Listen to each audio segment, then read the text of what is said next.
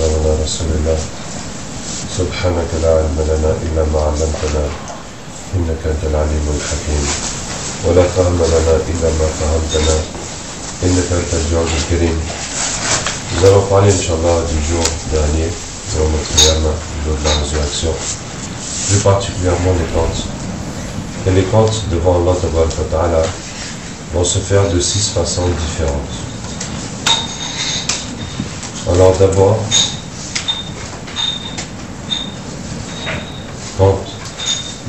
avant de rendre le compte, demander des comptes aux hommes, Allah Ta'ala va demander des comptes aux animaux. Excusez-moi, je remonte plus avant encore. Allah Ta'ala ressuscite les humains du début à la fin de la création. Il ressuscite aussi les djinns, il ressuscite aussi les animaux. Après aussi, il y a les anges qui enterrent les créatures et qui sont plus nombreux encore que toutes les créatures. Et puis, le premier ciel s'ouvre et les anges du premier ciel descendent et encerclent les gens. Et les anges du ciel sont encore plus nombreux que toutes les créatures de la terre. Puisque le prophète sallallahu dit le ciel gémit et il a raison de gémir, car il n'y a pas une place de 5 doigts où il n'y a pas un ange qui pose son front, se prosternant devant Allah. Ensuite, le deuxième ciel s'ouvre et les anges du deuxième ciel descendent et encerclent les créatures. Ils sont encore plus nombreux que tous les autres.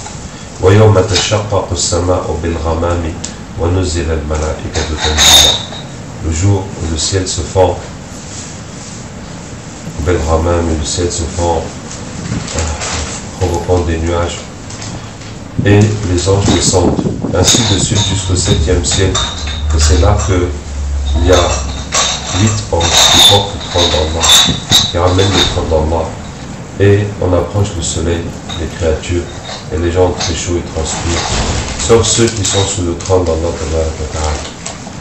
Et les gens vont tellement souffrir qu'ils vont demander à Allah Ta'ala de faire les comptes pour de les envoyer en enfer et au paradis, et de ne pas rester dans cette situation. Avant de demander le compte aux hommes, Allah Ta'ala demande, fait les comptes entre les animaux. Et chaque animal qui a fait du tort à l'autre, Allah va donner à la victime les moyens de se venger et il va rendre le mal qu'il a subi. Ensuite, Allah Ta'ala leur dit Kunu turaban, soyez poussière, et ils leur deviennent à la terre.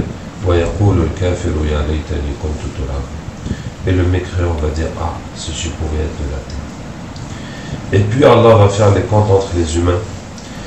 Et Allah Ta'ala commence par les prophètes. Et Allah Ta'ala nous donne 2 scènes dans le Coran qui nous montrent combien les comptes sont durs. La première scène, c'est l'interrogation des prophètes. Quand Allah Ta'ala dit Yawma yajma'u Allahu rusula fayaqulu madha ujibtum qalu la ilma lana. Le jour où Allah réunit les messagers et leur demande qu'est-ce qu'on vous a répondu, ils disent nous ne savons pas. Innaka anta allamul ghuyub. C'est toi qui connais les choses cachées. Allah dit aux messagers je vous ai envoyé, je vous ai donné le message, la révélation. Qu'est-ce qui s'est passé? Est-ce que les gens ont cru? Est-ce que les gens ont suivi? Est-ce que vous avez accompli cette mission? Et les messagers savent très bien qui a suivi, qui n'a pas suivi, comment les choses se sont passées.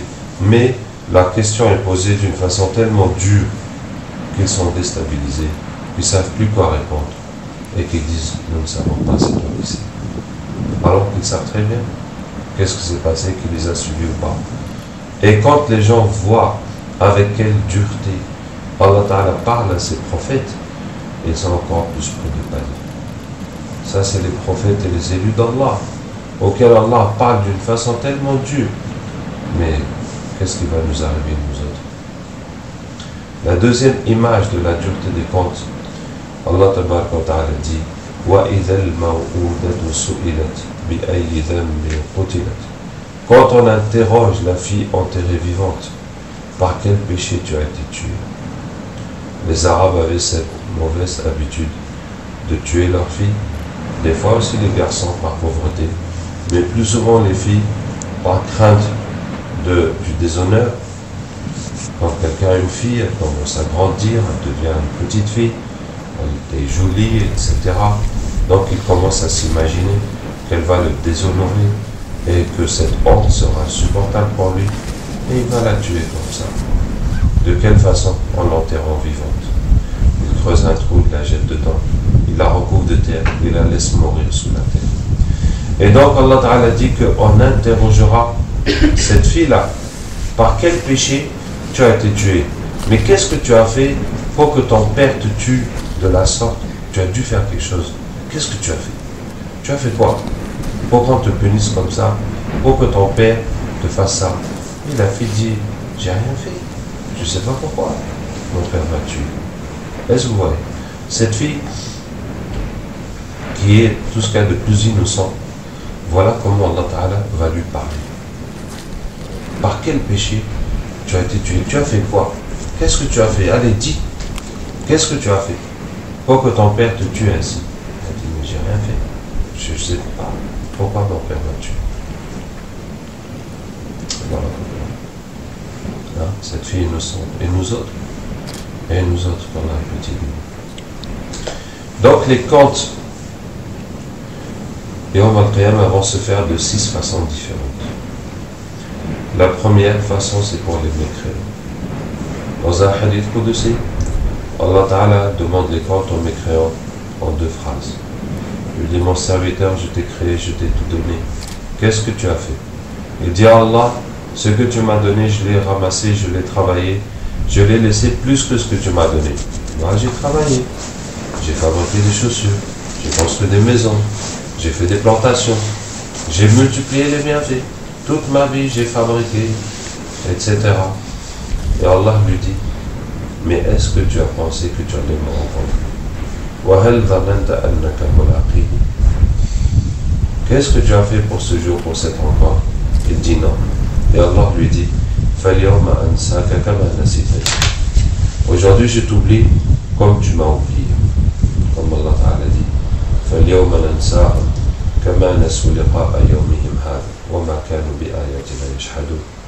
aujourd'hui nous les oublions comme ils ont oublié la rencontre de ce jour.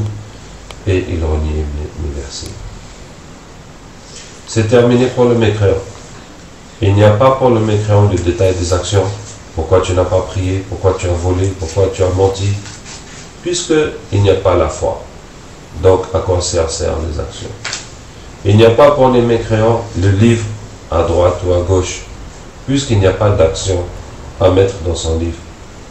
Il n'y a pas pour le mécréant les comptes entre les gens. Tu m'as fait du mal, je te prends tes hasanat, etc. Puisqu'ils n'ont pas de hasanat. Il n'y a pas pour les mécréants la balance, puisqu'il n'y a pas d'action à mettre sur la balance.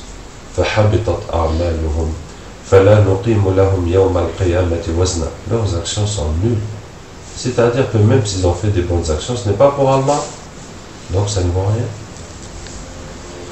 Donc on ne leur établira pas de balance le jour dernier. Et les mécréants ne vont pas passer sur le pont Sirat pour tomber dans l'enfer. C'est les anges qui les prennent et qui les jettent directement dans l'enfer.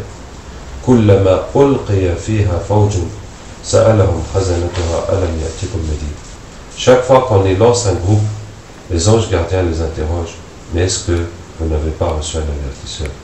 Donc les anges les prennent et les jettent directement en enfer. Donc voilà pour les mécréants.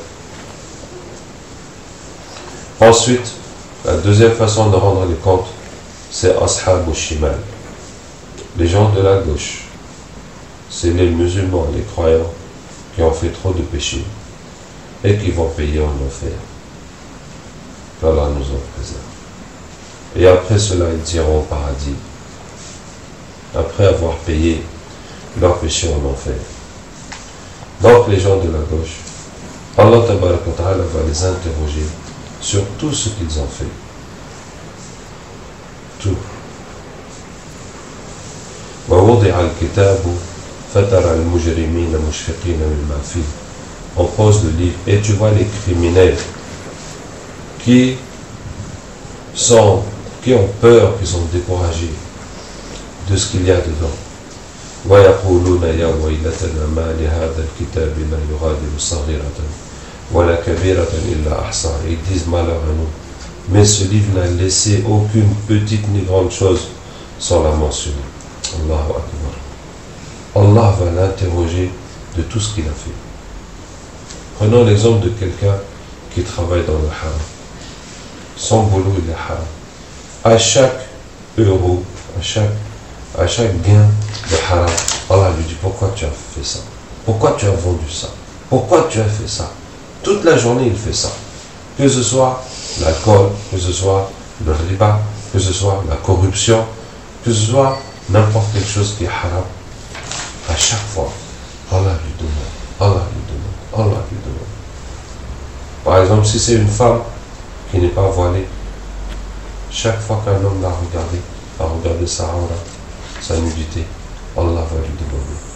Ah, nous voici, samedi 25 juin 2011, le matin tu es sorti de chez toi, il y a un homme qui t'a regardé. Pourquoi tu t'es pas couvert? Et puis un autre, et puis un autre, et tu es allé au marché. Allahu Akbar. En ce jour seulement, combien de péchés? Ah, imaginez alors, si c'est une femme vraiment qui se dénude avec extravagance. Allah ait pitié de nous. Des péchés par centaines tous les jours. Allah interroge sur la moindre petite ou grande chose.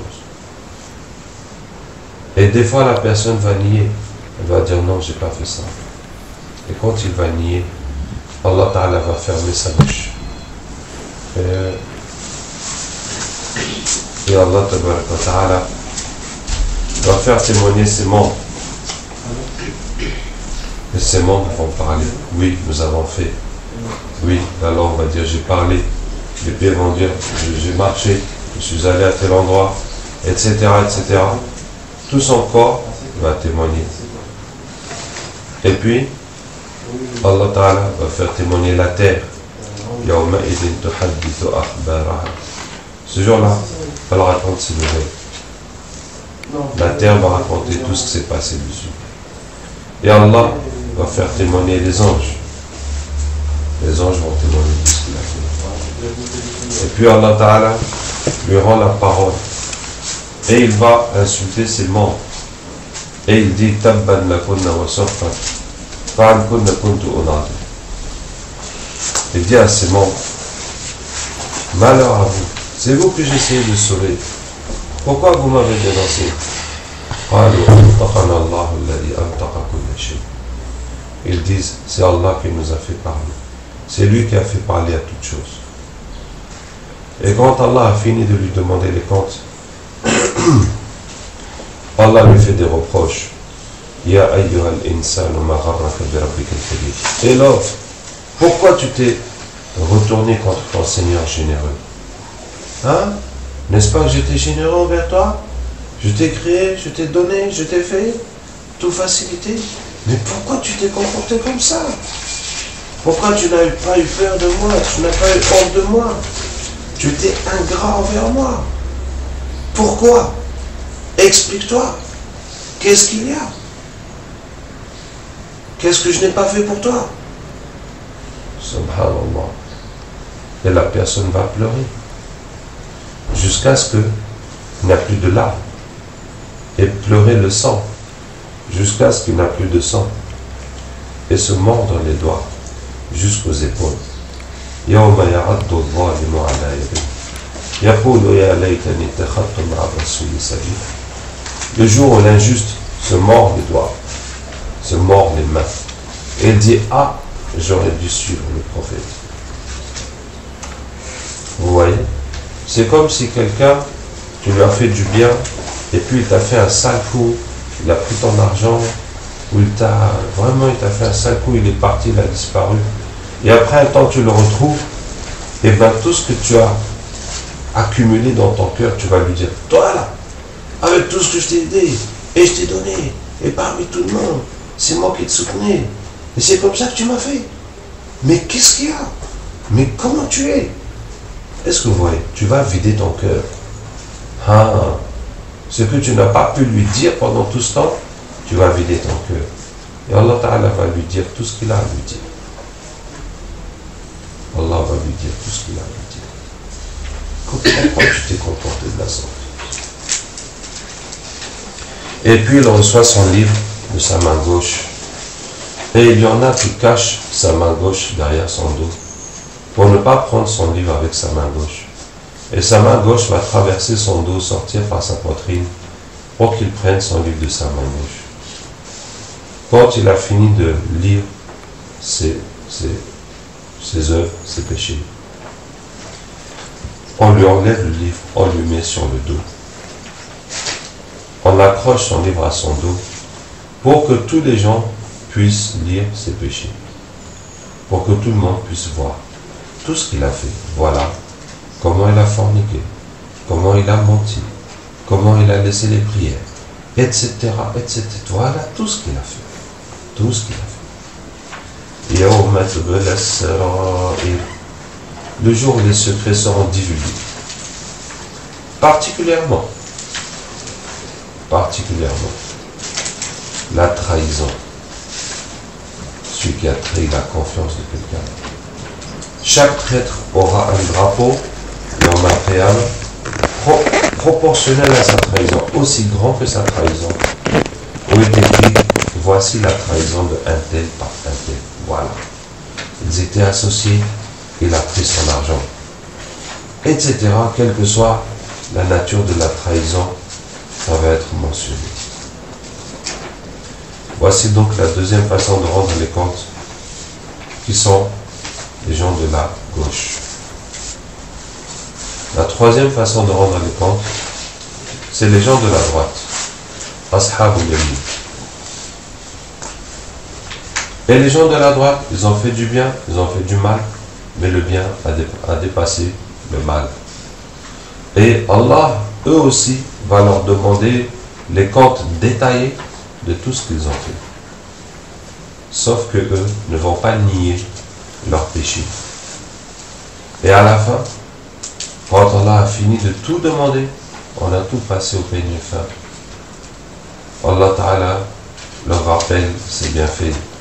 Il dit, mon serviteur, je t'ai créé dans le ventre de ta mère. Un long hadith détaille cela. Je t'ai fait naître sur une plume d'un ange. J'ai mis ton amour dans le cœur de tes parents. Quand tu ne pouvais pas marcher, ni prendre, ni tu n'avais pas de dents pour mordre. Mais j'ai mis ton amour dans le cœur de tes parents, pour qu'ils ne se reposent pas jusqu'à ce que tu te reposes, qu'ils ne dorment pas jusqu'à ce que tu dors. Et j'ai mis le lait dans le sein de ta mère, etc.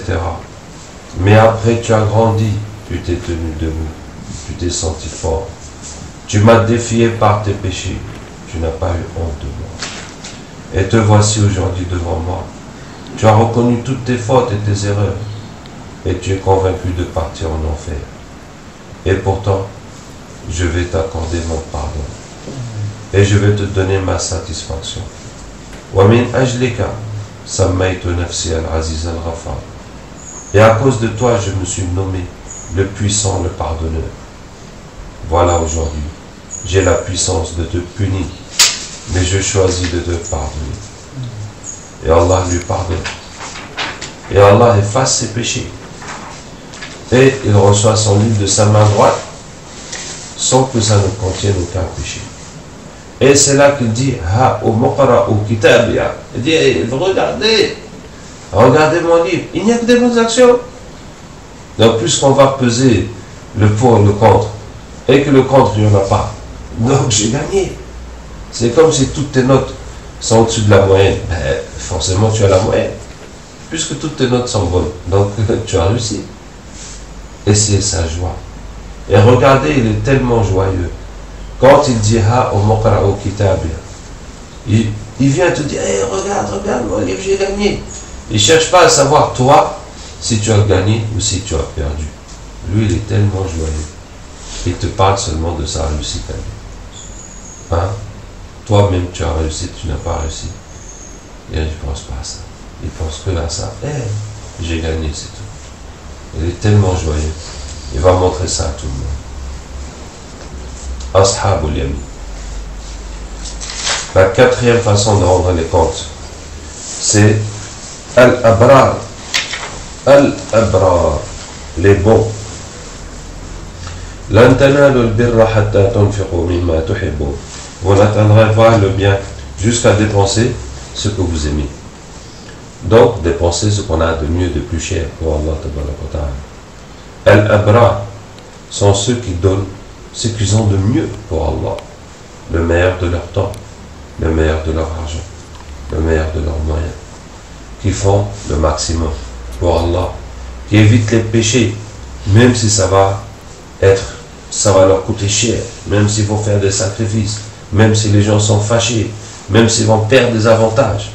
Donc ceux qui adorent Allah avec des sacrifices, en donnant ce qu'ils ont de plus cher, en donnant la priorité à la religion, en faisant de leur mieux.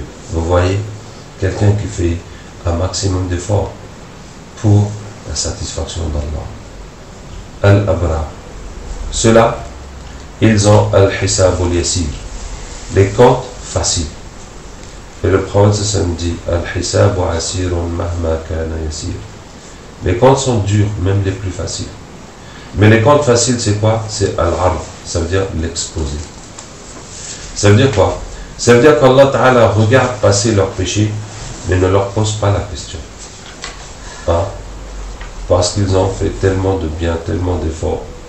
Donc, il y a aussi des péchés parce que l'être humain est ce qu'il est.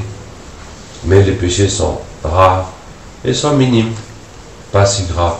Donc, pour ne pas gâcher cette journée de récompense, Allah ne va pas leur dire, mais pourquoi tu as fait ça? Pourquoi tu as menti ce jour-là?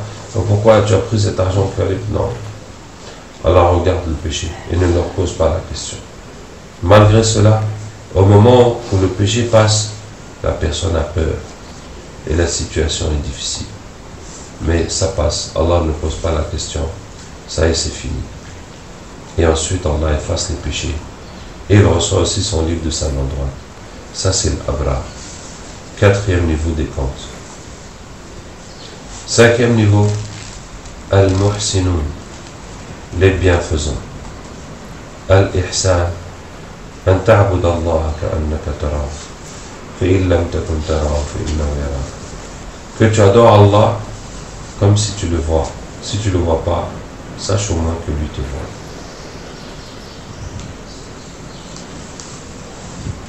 Ça veut dire que si on part du niveau de l'Abrar, quelqu'un qui fait un maximum d'efforts pour Allah Ta'ala, qui donne le meilleur de son temps, de son argent, de son énergie, tout ce qu'il peut pour Allah.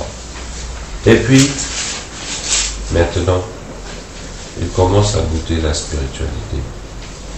Il trouve le plaisir dans sa prière, dans le dhikr. Il n'a plus plaisir à dormir. Il attend les heures de la nuit pour être avec Allah.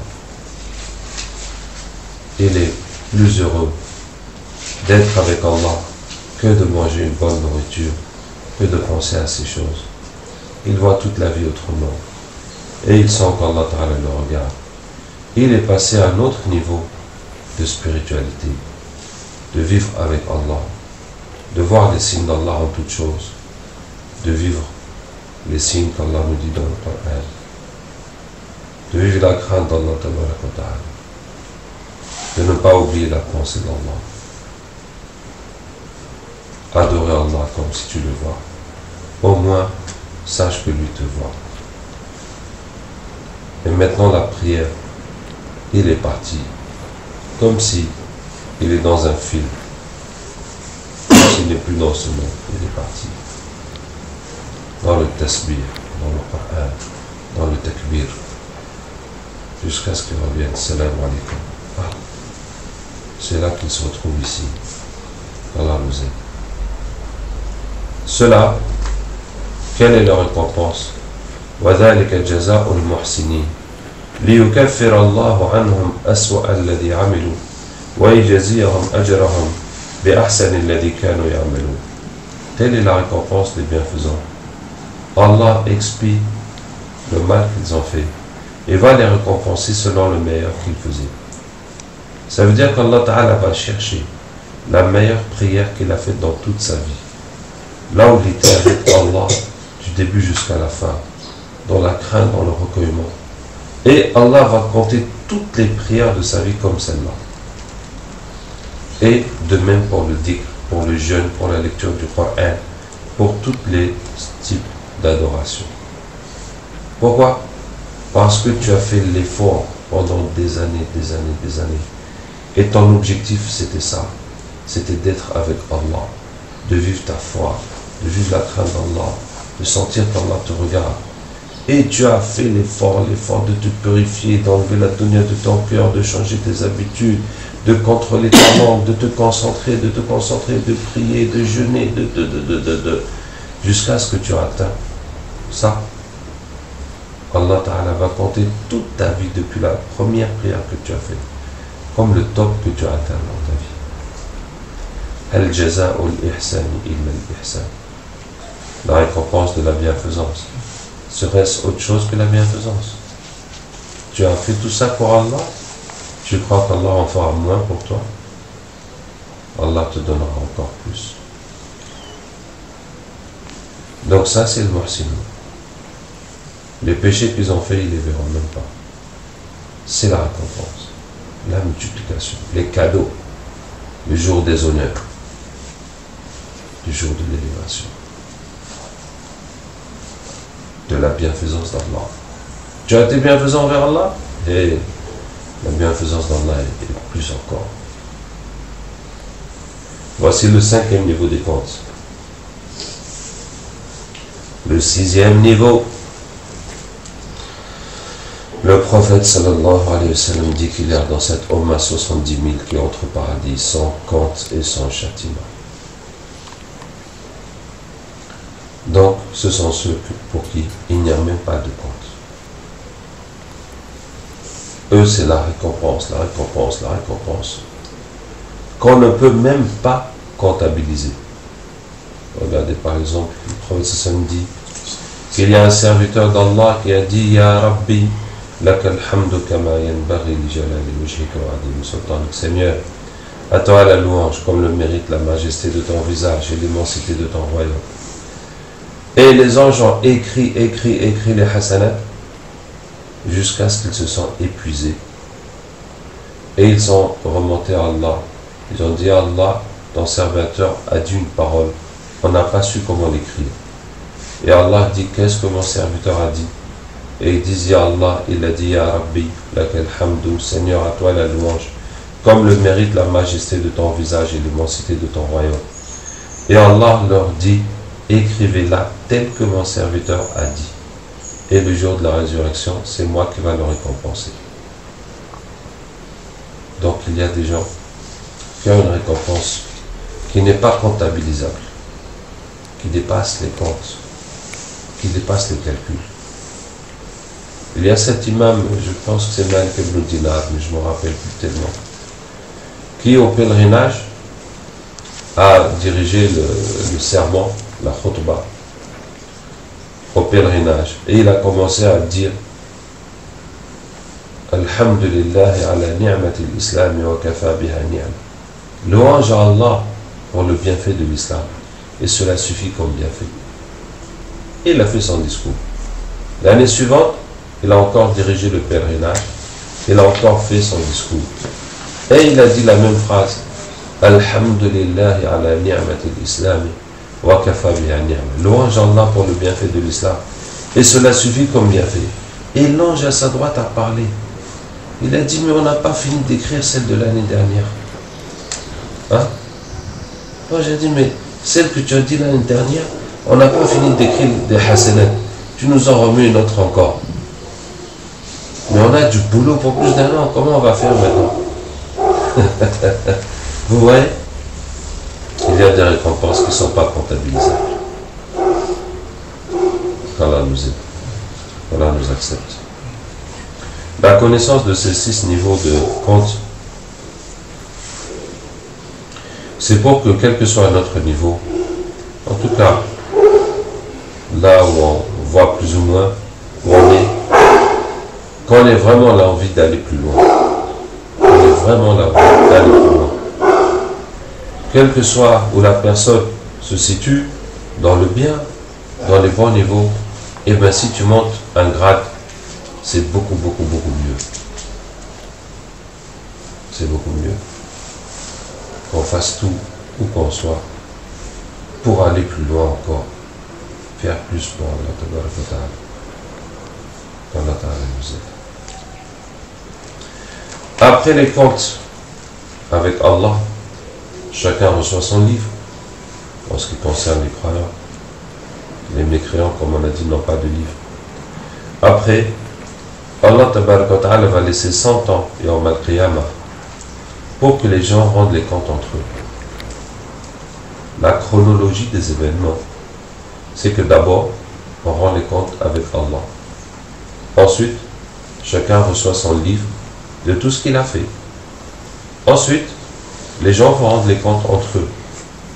Quand chacun dispose de son livre, de son stock de bonnes et mauvaises actions, c'est avec ça que les gens vont négocier pour payer le mal que chacun a fait à l'autre. Et une fois que cela est fini, on va mettre les actions sur la balance. Ce qui fait que les actions qu'on va mettre sur la balance, ce n'est pas exactement tes œuvres à toi. C'est tes œuvres, mais après, tu as payé aux gens, les gens aussi t'ont payé. Donc voilà, c'est le net qui arrive à la fin, qui sera mis sur la balance, et c'est ça qui est déterminant, si ça penche à droite ou si ça penche à gauche. Il y en a certains qui sont ex aequo. Donc, les gens vont rendre les comptes entre eux. Chacun qui a fait du mal à l'autre va payer avec ses hasanats. Si il n'a pas ou il n'a plus de hasanat, il va prendre les péchés de l'autre. Est-ce que vous savez combien on paye pour un mal qu'on a fait à quelqu'un? On a tapé, on a volé, on a insulté. Quel que soit le tort qu'on a fait à quelqu'un, combien est-ce qu'on va payer? Alors, c'est très simple. La personne va prendre tes hasanats jusqu'à ce qu'il soit satisfait. Vous voyez? Je vous donne un exemple. Par exemple, Maulana est là. Je lui mets un coup de poing. Il dit, cher Astaghfirullah, qu'est-ce que c'est que ça? Je dis, allez, t'inquiète pas, voilà 10 euros. 10 euros pour un coup de poing, mais tu me prends pour qui? Bon, voilà 20 euros. 20 euros. Bon, voilà 50. Ah, 50, il n'y a pas de problème. Ah, si tu veux recommencer, c'est quand tu veux, hein. 50 euros le coup de poing, c'est bon, hein. Ah, tu peux y aller. Ah, c'est bon, je suis content. Ça veut dire qu'il va prendre jusqu'à ce que toute la colère qui est dans son cœur ait disparu. Et maintenant, il est content. Hé, toi là, viens ici. Ah, tu as volé mon argent, tu m'as insulté, tu m'as fait ça. Allez, donne, prière, donne, Ramadan, donne. Ah, c'est bon, hein, on est des frères, hein. Il n'y a pas de problème entre nous maintenant. Non, t'es mon frère, hein. Allez, bon courage pour la suite, hein. Allez, bon courage, mon frère, c'est bon, il n'y a plus rien entre nous, hein. Voilà. Maintenant, il est content. La colère est partie. C'est la justice d'Allah. Aussi, il ne va pas prendre plus que ce qu'il lui faut. Il va prendre ce qu'il lui faut pour enlever cette colère qui est en lui. Ça veut dire que le prix à payer pour le mal qu'on fait, ça ne dépend pas de la chose qu'on a faite. Ça dépend de comment la personne l'a subi. Ça veut dire le même mal, ça n'a pas le même effet sur les gens. Il se peut que quelqu'un, je lui prends 100 euros, il s'en fout complètement. Un autre, ça lui fait vraiment mal. Un autre, il ne va jamais te pardonner ça. Vous voyez? C'est différent. Donc, c'est comme ça la justice. Et ce moment-là, Allah Tabaraka wa Ta'ala nous donne deux images dans le Coran pour nous montrer comment les comptes entre les gens se déroulent. Deux images qui nous montrent la dureté de cette situation. La première image, Yawaddul mujrimu law yaftadi min adabi yawma'idin bibani. Le criminel voudrait se racheter du châtiment de ce jour-là par ses enfants. Le criminel qui a passé sa vie à faire des péchés, qui a eu son livre de sa main gauche, qui voit qu'il est foutu. Lui, il voit qu'il lui reste un espoir pour se sauver de l'enfer. il reste une solution. C'est quoi? C'est de trouver les gens qui lui ont fait du mal pour arracher leur hasanat, ou leur donner ses péchés, et ainsi se sauver de l'enfer. Voilà. Et il commence avec qui? Il commence avec ses enfants. Pourquoi? Parce que le mal qu'on fait à quelqu'un, plus cette personne mérite le respect, plus ce mal est grave. Est-ce que vous voyez? Ça veut dire, si je tape mon ami, c'est pas bien. Mais si je tape un vieux, c'est pire. Mais si je tape mon père, aïe, c'est encore pire. C'est pire. Est-ce que vous voyez? Donc, si on a fait du mal, le pire qu'on puisse faire, c'est contre ses propres parents. Et c'est pour ça qu'il commence avec ses enfants. Parce que c'est sur ses enfants qu'il peut espérer arracher le maximum de hasanat. C'est à ses enfants qu'il va arracher le maximum de hasanat. Bibani, wa sahibatihi wa akhi, et ensuite sa femme, et ensuite son frère, wa fasilatihi allati tu'wi, et le groupe parmi lequel il vivait, wa man fil ardi jami'an thumma yunji, et tous ceux qui sont sur terre pour se sauver. Et vous voyez qu'Allah n'a pas mentionné ses parents, parce qu'il ne va pas venir le jour dernier et réclamer des hasanats à ses parents, parce que le bien que les parents nous ont fait, on ne peut pas le payer. Malgré ça, Allah dit qu'Allah non, c'est l'enfer, il va y aller, parce que il a certes arraché des hasanats aux gens, mais lui aussi il aura des hasanats à payer, et ça ne va pas compenser tous les péchés qu'il a fait. Allah Ta'ala nous aide. Il reste des choses à dire. Inch'Allah, si Allah facilite, on continuera la prochaine fois. سبحانك اللهم وبحمدك نشهد أن لا إله إلا أنت نستغفرك ونتوب إليك سبحان ربك رب العزة عما يصفون وسلام على المرسلين والحمد لله رب العالمين. بسم الله الرحمن الرحيم كافها يا عين صاد ذكر رحمة ربك عبده زكريا إذ نادى ربه نداء خفيا قال رب إني وهن العظم مني واشتعل الرأس شيبا ولم أكن بدعائك رب شقيا وإني خفت الموالي من ورائي وكانت امرأتي عاقرا فهب لي من لدنك وليا يرثني ويرث من آل يعقوب واجعله رب رضيا